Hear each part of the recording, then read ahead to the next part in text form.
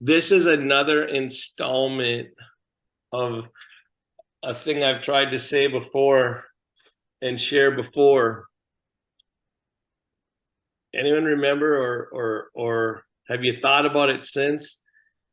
You ever heard me say, do you know the sound of one hand clapping? Can you hear the sound of one hand clapping? That's it. You can't know this stuff. Can you hear the sound of one hand clapping? Does anyone remember me going on about this before? Yeah. Yeah. So it's one of those koans type of things that can be part of I don't know, but I'm not a Buddhist, but like kind of like it's one of those weird paradoxes that is often like it's on the same vein or in the same vein as seeing with your third eye, right? But it's the sound of one hand clapping. Can you hear the sound of one hand clapping? Right? And you're like, because remember when you're trying to reveal um when you're trying to reveal aspects of experience of the metaphysic that aren't really communicable in words,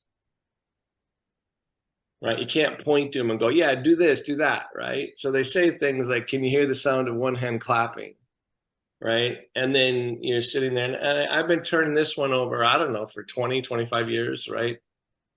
Because I kind of trust when I can hear enough of a ring to it that I kind of go, that I know I should keep trying to flip that rock over and finally get it into a shape and let the water of my own practice make that rock go into a shape that I can better pick up, right? And it's your own practice that shapes wise lines, right?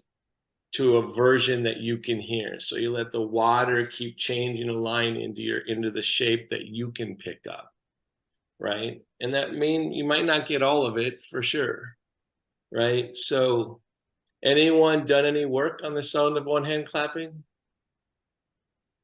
Anyone want to share anything about that?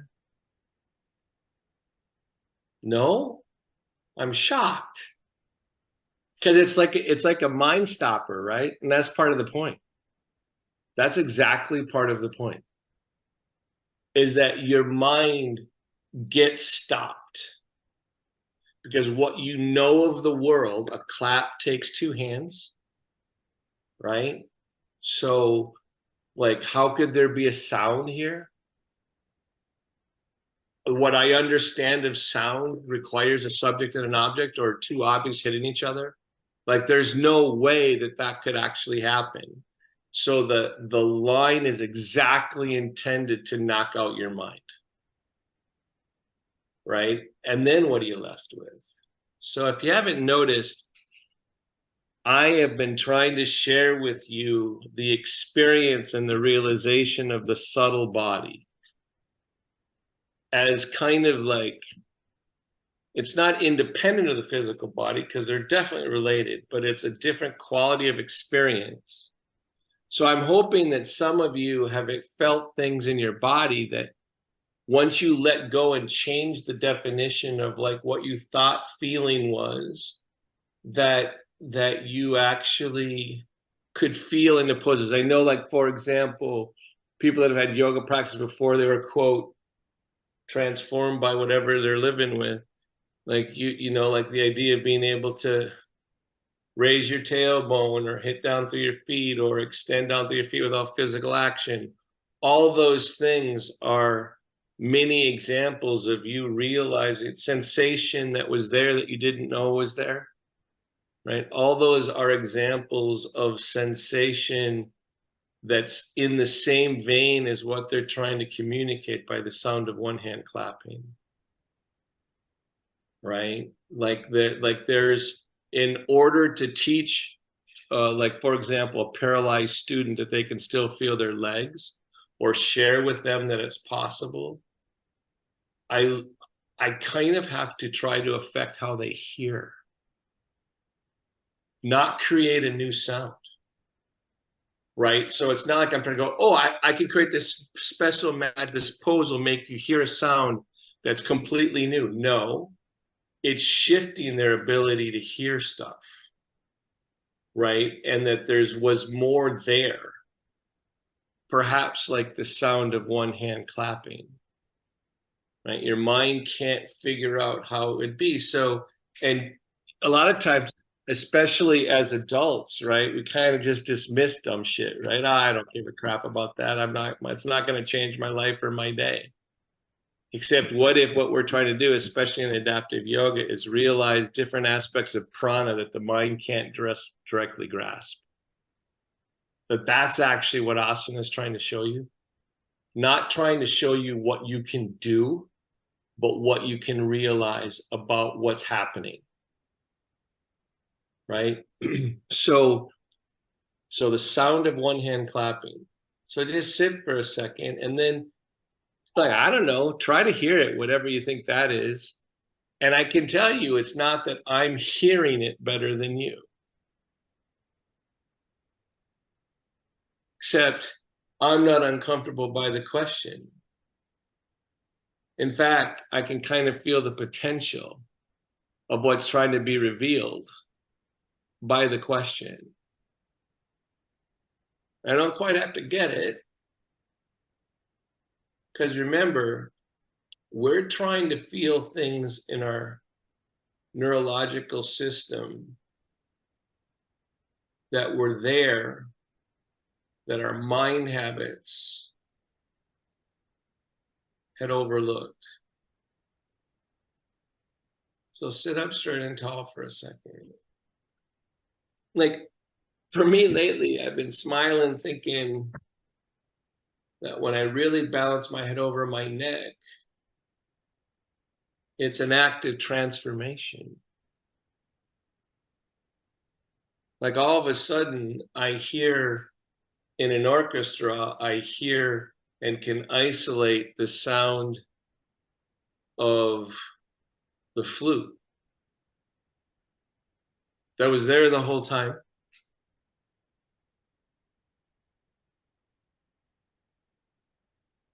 So as soon as I really do that, I don't know about you, but does it make you want to soften the inside of your mouth? And all of a sudden, a different kind of quality of silence starts to connect between the ears. And you're like, what? How? Well, mostly you and I are wired similarly. So I can describe things in the happening that you share, not that the instructions create. So now, of course, we know that prana rewards structure, right? It's going to be better accessed when the sensation of grounding, as long as the grounding comes more from shavasana than from an active will, right? That's for later in asana, but not for centering. So the grounding sensation comes from allowing. And in that allowing, I see, air quotes, how to lift my chest more gracefully, how to balance my head over my neck a little bit differently. Because the world's transforming. Because I'm plugging in to what was already happening.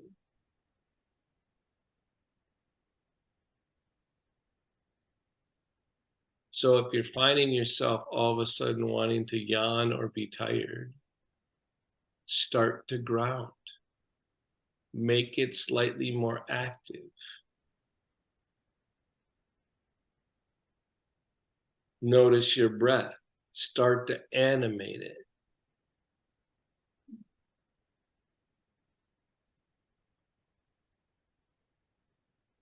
Add more structure. Breath into each nostril, into each lung. Touch each sitting bone. Touch each foot.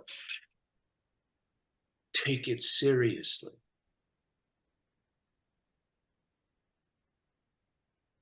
But in taking it seriously, don't squash the potential.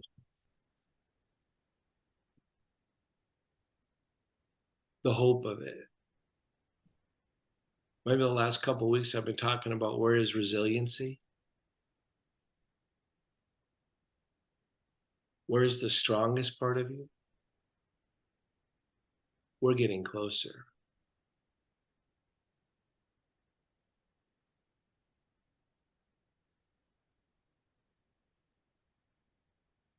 Now, introduce slightly more asana. Down through the sitting bones, up through the chest, extend from the inner groin, down to the inner knee, down to the inner heel. As you do this, find your edges, especially the tips of your shoulders. Open the space between your shoulder blades. Here comes asana. But can you activate without disturbing the pond too much? How do you do that? Breathing into each nostril now, breathing into each lung, feeling each sitting bone, feeling the inside edge of each heel. Be the container that receives. Feel the receiving.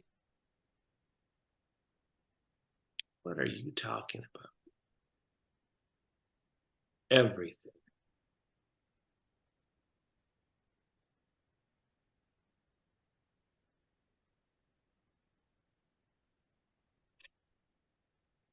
Good. And then lift your sternum and drop your chin. I hope almost every single day you practice this movement and start getting better at it. What does better even mean? I don't know. Get better.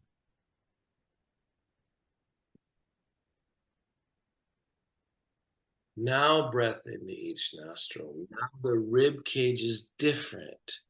The sitting bones in the base of the spine are slightly more stern. The breath goes through a narrower river. But you're participating, you're not controlling. You're just changing the riverbanks, not the water. Raise your head up with closed eyes. Open your eyes. So everything's already happening, right? What? So when I get to that place where I'm centering and I get all the way in there, suddenly the sound of one hand clapping doesn't seem so weird. How about you in that place? Maybe in that place before all the action comes, there's more possibility. What's the sound of one hand clapping? Right? How do I access it? So lean forward. Let's do some of the things we always do as I'm off on this thing, right? So I'm lengthening my low back. I'm lifting my chest. But I'm thinking that prana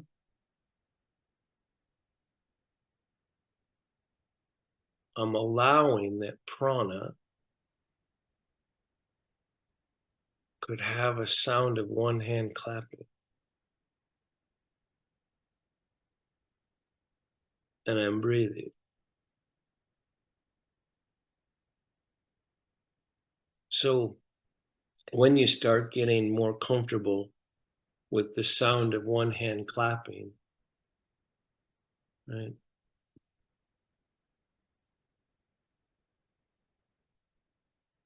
You're not going to get better at balancing your checkbook. This skill is not going to help you balance your checkbook.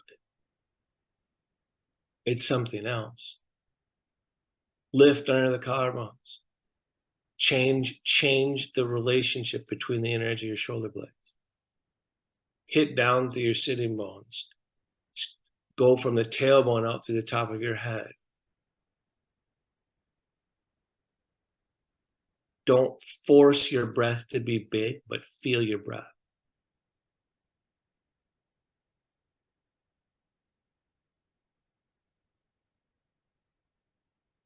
you get to decide how you represent even this experience.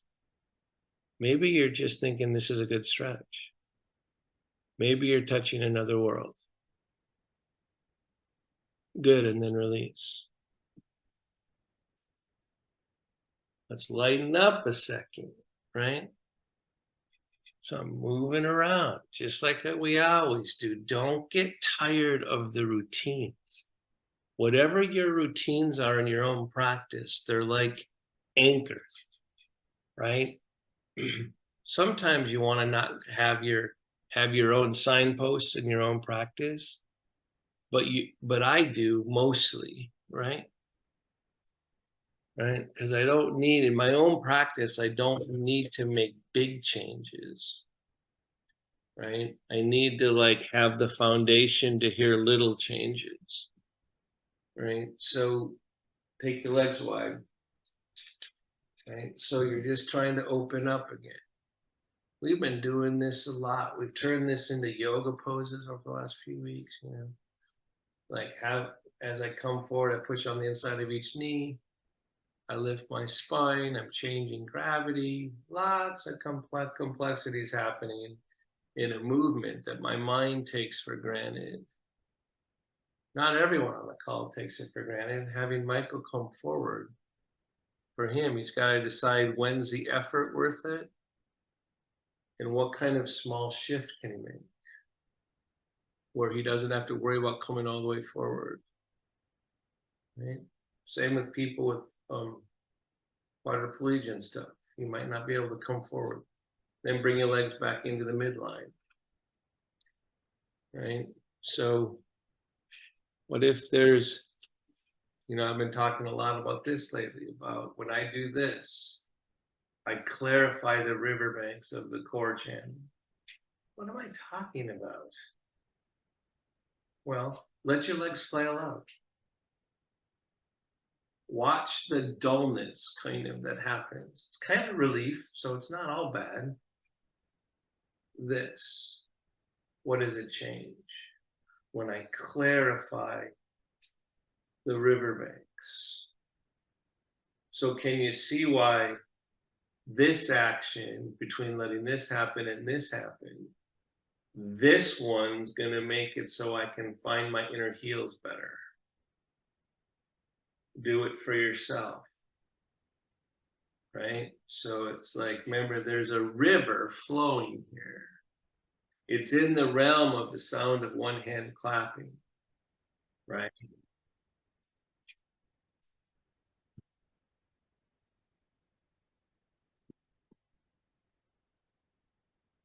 So, right? And you're breathing through the midline. So at first, it's easier to draw it up, right? So in terms of your awareness and your attention, and then release, right? In terms of your awareness and attention, right? When I do this and I focus into Tadasana, remember, we're working on the sound of one hand clapping, right? Okay, so when I do this for Tadasana, making my bones be clearer riverbanks for the core channel that doesn't just start at my tailbone, it comes up from the floor through my midline, up through my chest, right? When I tend to do that, I tend to lose connection to balancing my head over my neck. I don't know about you. I'm guessing so. So now this time, bring your knees together, find the crispness of Tadasana, lift your chest, but stay open to the potential of balancing your head over your neck. Right? So this is when we make it crisp, right? Through Tadasana, through by bringing my femur bones in the different alignment. When you make it crisp, you tend to lose connection to where you can hear one sound of that sound of one hand clapping, right? Breathe. All right. So like I'm like in this sense, if I were practicing at home right now, I would get a belt. I am at home. But if I were teaching by myself, I take time to get a belt and I belt my legs. And I'm really liking this, right? Inhale, take your right arm up. So now I'm trying to figure out, right? I'm trying to keep your arm up. I'm trying to figure out how to make sure this arm enters the river of the line of my midline. So yogis will tell you to rotate the tricep in towards the ear, right? If you're not able to take your arm up, right, bring it across and drop the energy of your shoulder blade, right? If you can't take your arm up. So you bring the elbow, everyone bend your elbow. So let me show you, like, so what we're really, it doesn't matter about the arm being up, that's just drama. What we're trying to do is enter the limb into the midline, right? Right? And what does that even mean? It's like the sound of one hand clapping. It's like, so you bring the elbow in and drop the shoulder blade down and lengthen from the armpit to the elbow. You enter the limb and then release into the midline. So here, when I just do it out here, blah, blah, blah, here's me thinking it's just the world without one sound, the hand, one sound clapping. Now I'm going to bring it midline. I'm going to enter my arm into the stream of the midline, right? I'm going to drop my shoulder blade down, lengthen from my armpit to my elbow. And as I do that, I'm going to lift my chest. Good, and then release. So for those of you that have trouble taking your arm up over your head, right? That's really the important part, right? So those of you can take your arm up easier, do that. So take your arm up over your head, but basically we would come around and rotate your tricep in towards the ear because we're trying to take this loss of direction. We're trying to enter it into the midline by rolling the tricep in and dropping the shoulder blade. Good, and then release. So almost always in harder poses, if you can keep your limbs integrated with the midline, while at the same time they're doing the action and complication of the yoga pose, you're going to be a better yogi. How do you do that? That's the sound of one hand clapping, right? Okay, so we're going to take the arm up. Ooh, my shoulder's sore. I went kayaking yesterday and ooh, my left shoulder's like, go slow, right? So I'm trying to bring it from being lazy out here out of my midline. I'm trying to bring it into my midline and up and then down because I don't want to lose the roots of the tree even when I'm reaching for the sky, right? Good, and then release. So the concept, you know, like how do you keep, there's so many times in a yoga pose that the way your mind knows to solve the problem won't solve you're given paradoxical instructions all the time in yoga poses, right? So inhale, take your arm up or just bring it over to the side. You're given, and if the mind tries to win, it won't be able to, right? So you're doing like things like hitting down with your sitting bones, spreading the space between the shoulder blades. Inhale, lift up, exhale, revolve, right? How, as I lift my chest, can I feel my feet more? Huh.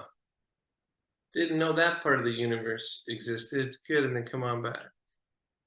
So most people don't know, like I hope you know, that if you lift your chest, your feet can touch the earth better. Do you know that, by the way? Not if you know that. Did you say no, Pat? What? You don't know that this helps you feel more connected? Don't you, like, so don't get caught in my language, right? You know what I mean? Like, so I say earth, you say what? I say tomato, you say tomato, right? But something grounding happens that I could also call downward when you lift the chest, right? This is how words fail. right? Good. And then come on. So are we in agreement now, Pat? Yeah. So don't, my words suck, at least for some of you, right? So inhale, lift up, exhale, revolve.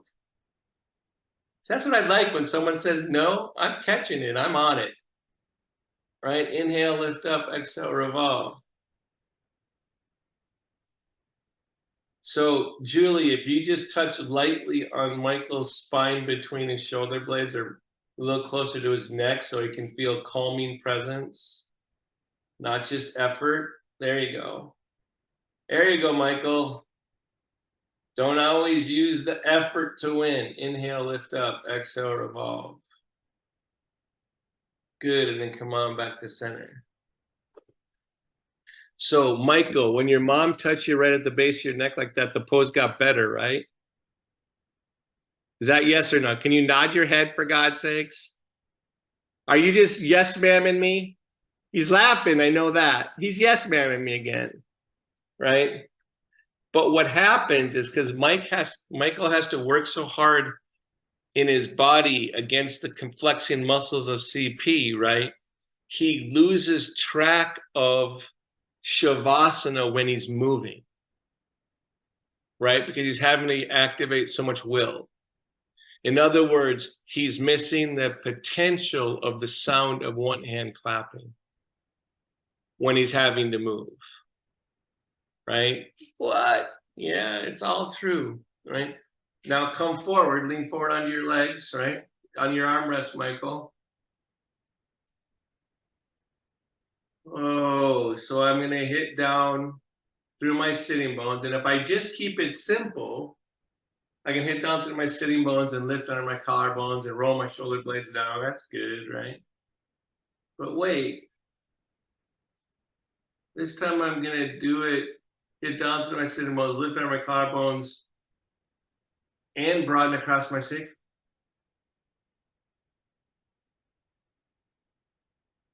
Good, and then release. So, do you notice that maybe, and Pat, I want you to say no if this is a no. Okay. When you did this action the second time and broaden across the sacrum, do you think that could you tell that maybe you felt more when you broadened across the sacrum too? Right?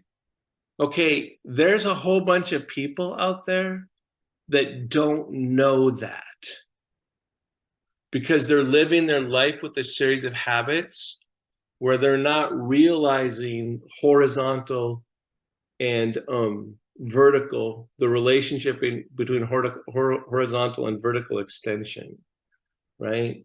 There are a whole bunch of people out there that want to say, that doesn't matter. Why does that even matter? There's also a whole bunch of people that want to say there's no sound of one hand clapping, right? All right, so forward again. So we're down towards the earth. We're rising from more grounded energy. So it's going to be very different when dirt hits the sky towards the sky than when a plant hits the sky, right? So I want you to hold, and as you do this, like you're overturning dirt like a tiller and taking the center of your chest and trying to rise it up. Drop your shoulder blades down, broaden between the shoulder blades. Pick a point on the front of your sternum, start to lift your chin slightly, and then without forcing it, when you can't go any farther, then start to raise your eyes up. Oh no, and then stick out your tongue and go back towards the earth. What the hell? Release. What kind of crap was that?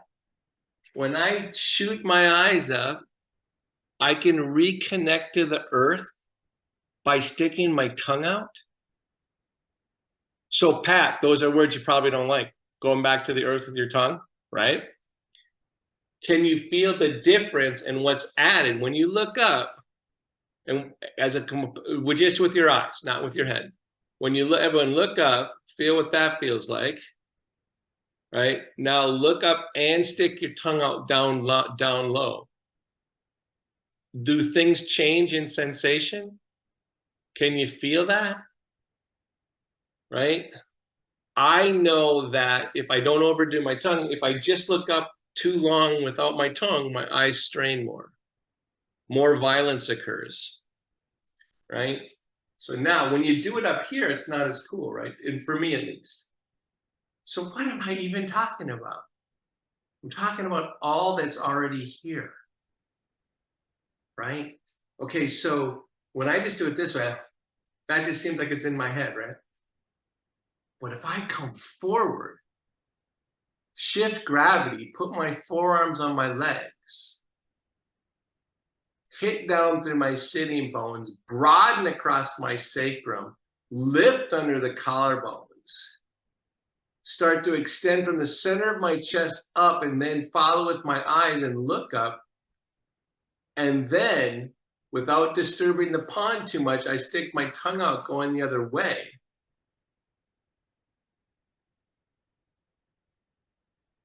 It's hard to breathe right there, huh? Good, and then release. What? Throw that curveball in at the end? Yeah, when you actually stick the tongue out and raise the eyes, you're in the non-breathing aspects of prana. What? You need air for the sound of one hand clapping. No, you don't. Right? Come forward again. What kind of crap is he talking about? Pat, you're going to have to share with us your true judgments of what's going on here. All right, so back up. Let's get kind of weird. Let's get open again, right? Because I don't want you to feel like you're getting compelled. Come forward, add more grounding. You change gravity, like extend and start to activate your spine. So as I'm already doing this, I can tell the first like 3 times I did it, I was not aware of balancing my head over my neck. I had just dropped that, left that on the editing room floor from beginning in class. So I'm taking some time here. I'm letting the sensation of my skin keep feeding my brain, because that was already actually happening. The air didn't suddenly touch my ears. It was touching my ears the whole time. My mind had just shut it off. So I'm regrounding and reopening. Right? And so now I'm coming forward, now I'm hitting down through my sitting bones, lifting my collar, then broadening across my sacrum, and I'm grounding the pose, right? Rolling my shoulder blades down. Now I'm going to start extending, but not just my chin. From the center of my chest, I'm going to start extending my neck up. When I know it's getting kind of violent, I'm going to stop and let my eyes continue. And then open my mouth down and my tongue.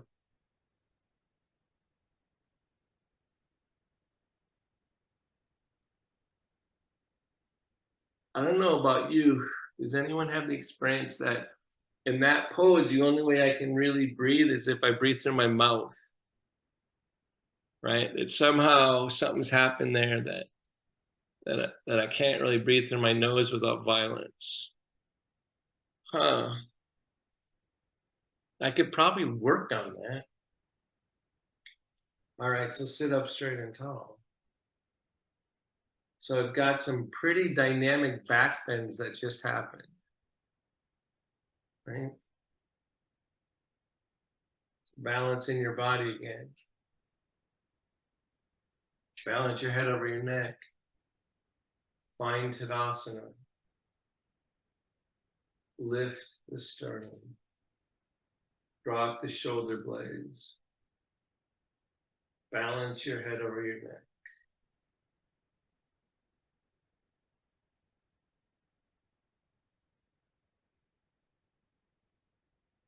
Breathe. Good, and then release. So does anyone remember any of the, I am going to try to go for the actual weird part of the class. So does anyone, you've heard me talk about clapping with your whole body, right? Anyone remember this? Does anyone attend my classes with memory? Terry got it. Like, for God's sakes, I think I must be just spitting up, vomiting words, and they're just like going away. But remember, do you remember that I used to start my yoga practice? I was trying to figure out ways in my early yoga practice how to feel my legs. Okay. And I started like thinking about, okay, if I clap my hands together, it doesn't matter if your hands touch. Could I do this movement, even if it's just like this? Instead of just doing that with my arms, could I do that with my inner thighs and my inner heels? Could I do it with my entire midline? So there's the clap where the sound just comes from the collision, right? Of two things hitting each other. That's how we always clap, you know. But you've practiced quality clapping, right? You know how to make that sound really, really good. You got to hit the fit right, right? But you start getting your whole body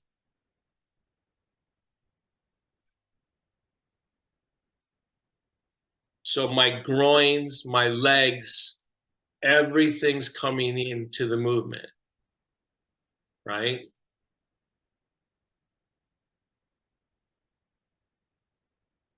So and then you can keep going if you want, because good thing you're muted, right? Okay, but when I try to make my whole body do it, even though it's just my hands that are moving, right? I have to go inward. Does anyone notice that? Can you, like, in order to clap with your whole body, you practice pratyahara, withdraw from the senses, right? To make all of your body come into one movement. So your consciousness becomes a singularity, even though there's movement in different areas, right? So I used to start my morning practice. The walls in California and I have no insulation, so people would hear me starting to practice at like 7 in the morning by clapping. I thought I was insane. My neighbors would be like, but I was trying to figure out how to feel my whole body, right? Through sound. So now, if you've done that a few times, can you do the action without moving and clap your hands?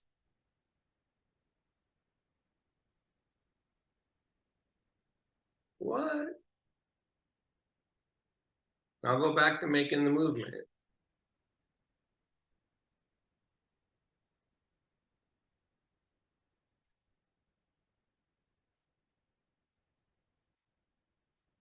Right? That's with the sound. Now, because I have memory, because I have all these different nuances,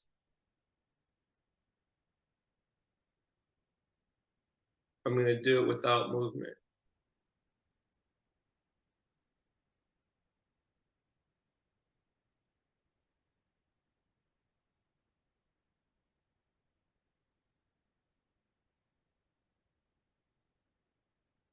So I'm curious, would you just, do you think that that's just your imagination? You know, like you have to imagine it. So Pat, I'm thinking you might say yes, right? Yep. And that's, I think that's fine, because I think we're in the realm of semantics. Okay. And I think it's interesting. So to hear the sound of one hand clapping, like to feel the memory, but was anyone able to make it be felt in your body? Like, right? So this movement, when I'm coming together from side to side, can I get that feeling even though my hands aren't moving together? And colliding to make the sound. Can you see what I'm talking about? You can kind of feel all the actions but the action, right? The hitting, right? So it's like, wait, but to say that that's a sound, in order to get the sound, you might say the rest is the imagination, right? I want to like make an argument to say, well, there's some couple reasons with calling that imagination. One is that it makes you think that you're the author of it. It actually is a symptom of hubris, I think, to think that that's your imagination creating something, right? That the possibility's here and you're hearing it without it having to come to action. And in order to hear it, so like Pat, I want to say you just sat up straight and tall trying to hear it, right? You went to a place where you could hear the sound of one hand clapping, right? In air quotes. I don't mean literally, but that's the place. That's what that paradoxical statement's trying to get you to. Because prana is already happening beyond the comprehension of your mind. So you have to get grounded in the places that allow you not to limit the world by your mind. That's why they're creating that paradoxical statement. Now, to call that, oh, I can hit someone and clapping, but I have to imagine it. No.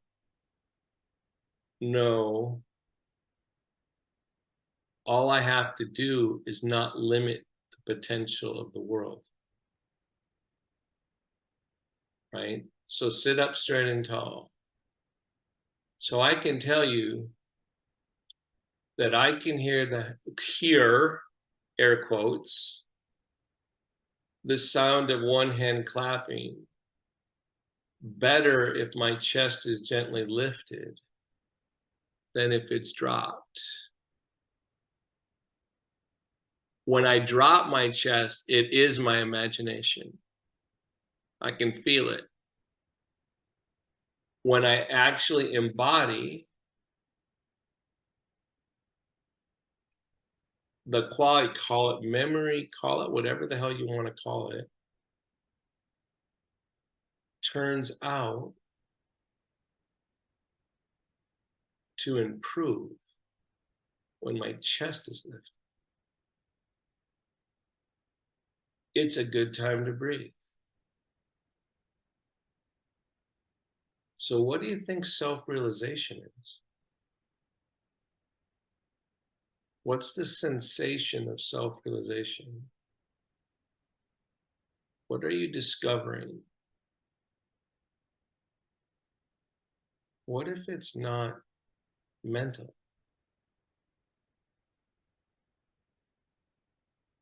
It's potential. Not to do anything. I can never make an overt sound with one hand. Not without cheating somehow. But it's a question of how much my mind needs to limit the world of prana. So now this may all sound like talk. Do you know we're practicing this all the time in this class? All the time. Let's try a couple of things, right? Let's lean over to the left, right? To help you remind the sound of one hand clapping, push down on your right femur bone. As you do that, lengthen your chest, right? So you're actually activating your spine. And then drop your chest. So you reach over, you activate your spine. Now drop your chest and ask yourself, did you just lose your legs more? So release again. Lift your chest, push down. Feel what I would call the earth more with Pat. That's a hard word, right? But I'm calling that earth. That's the sound of one hand clapping. Good, and then release. Now, can I do the same thing without having to push on my femur bone?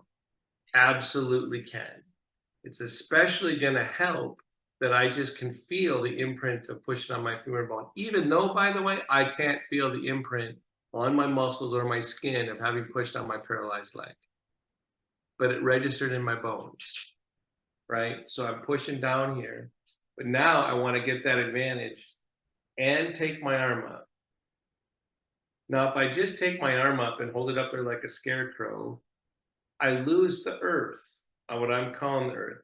Drop the shoulder blade into the midline, like bring the shoulder blade into the midline of the pose. As you do that, extend from the center of the elbow out through the center of the wrist.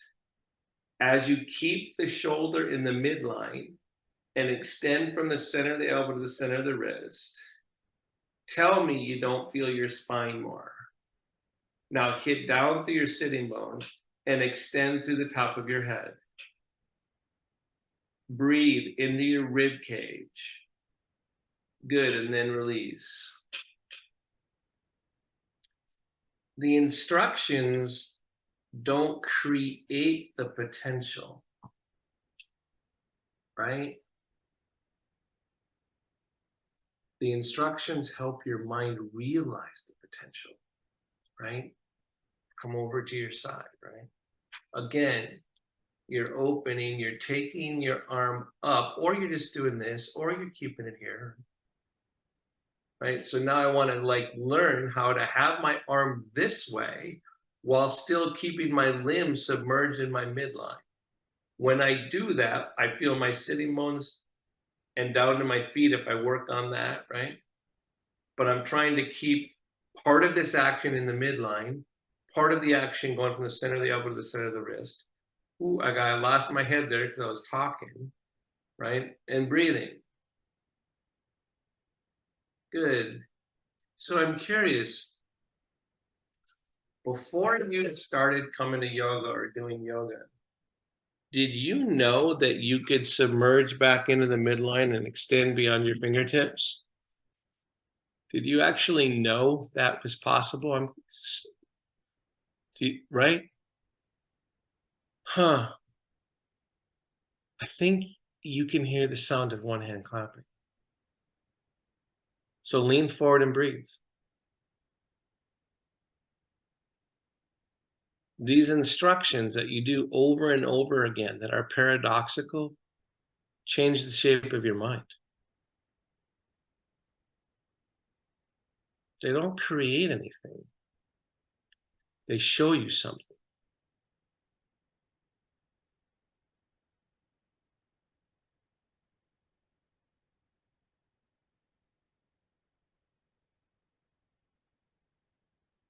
So I'm hitting down through my sit bones, lifting my collarbone, I'm doing all that stuff. Good, and then release. What I don't like about a line like, can you hear the sound of one hand clapping, is that people that don't know how to like really work with it try to make it sound like two things. They make it sound like, well, if you were really enlightened, you'd be able to hear the sound of one hand clapping, right? Right? So they make it seem like it's a rite of passage. No, actually, no, right? Or they make it seem like it's a secret, which is kind of flip sides of the same thing. No, it's actually an allowing. And it's not allowing your imagination, right? It's an allowing, right? So it doesn't take realization, then come forward. I'm going to do a little deeper twist. Realization is more an allowing. That's why it doesn't, oh, I'm not smart enough to get that. That is such the wrong question, right? So I'm grabbing on my knee, I'm leaning forward, and I want to dynamically turn my spine, right? And then turn my head last while lengthening out through the top of my head.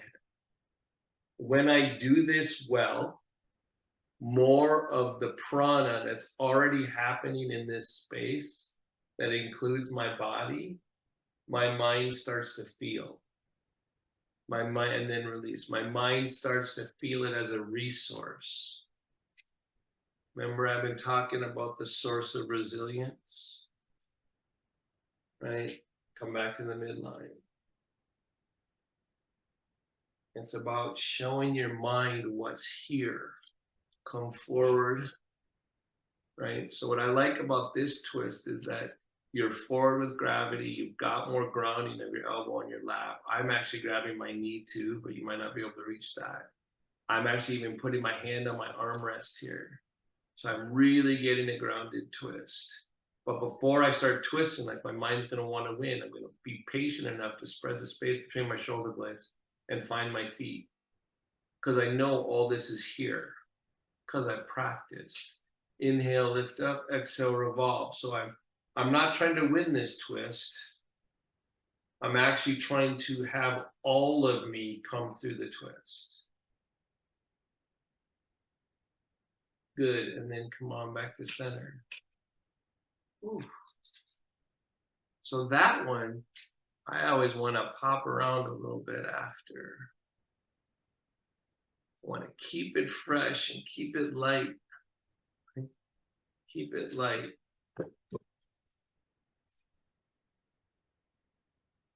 So start to practice some symmetry. So see the sound of one hand clapping, the thing I didn't get to. So this idea of clapping with one, damn it, I meant to get here and I forgot if I was gonna get here.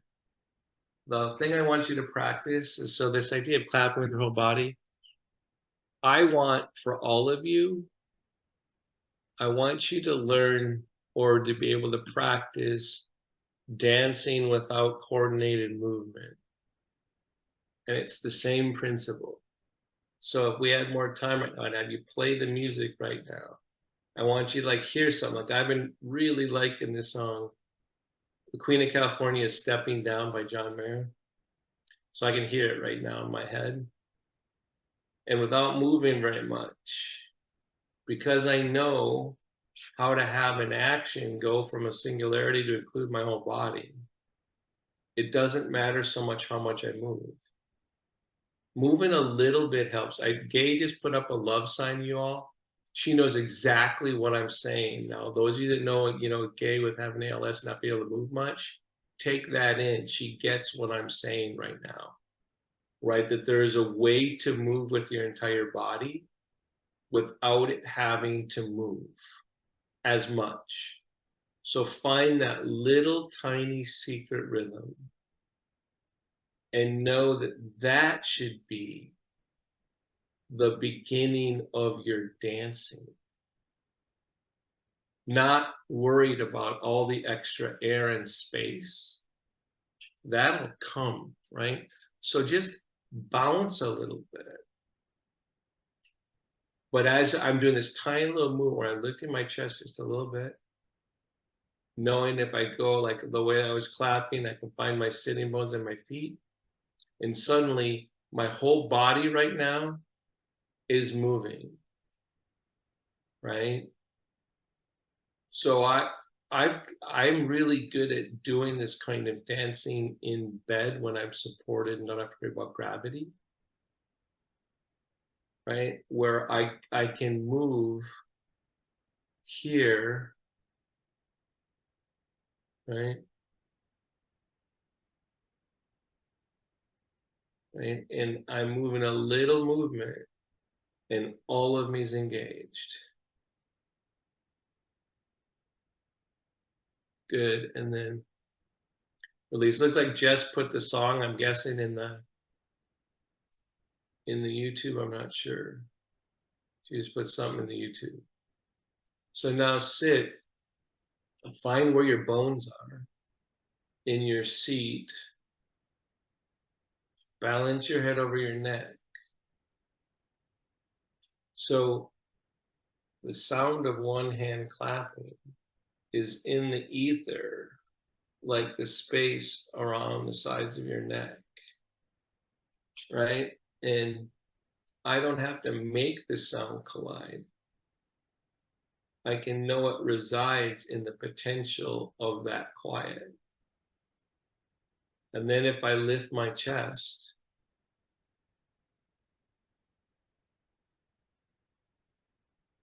kind of makes me want to smile. Because, oh God, I think I can hear the sound of one hand clapping without sound.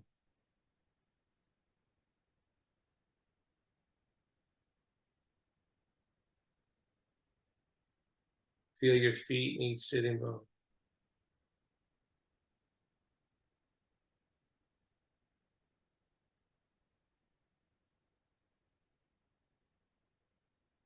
Let your chair hold up this space.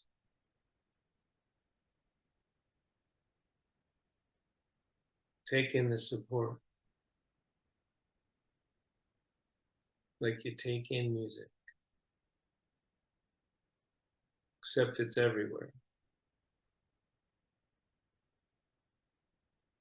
Lips together, teeth slightly apart.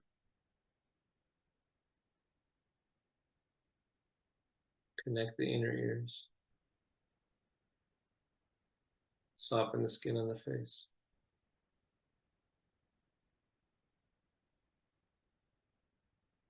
Receive.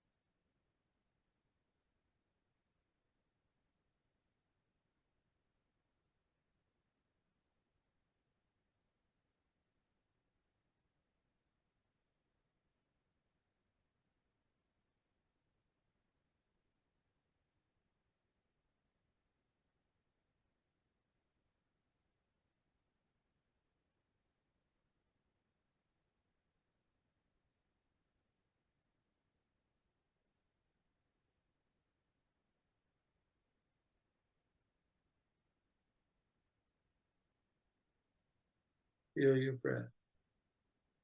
Don't change it.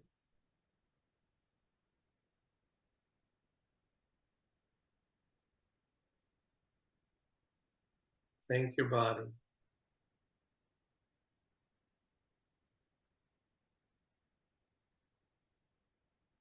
Thank it again.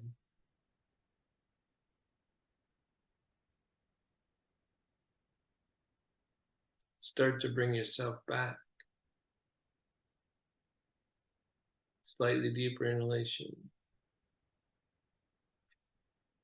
Slightly longer exhalation. When you're ready, open your eyes. Close them if you need to start again. Always get to start again. Open your eyes again.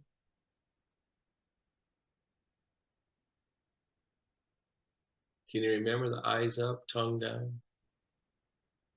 I just had a hit of that right there in our practice. Oh yeah, that was different. Right, and take my head back a little bit and remember all this length. Like a lot of times without much movement, I try to go through a whole class when I'm coming out of Shavasana. Try to exercise what happened without movement so I can remember in my waking state.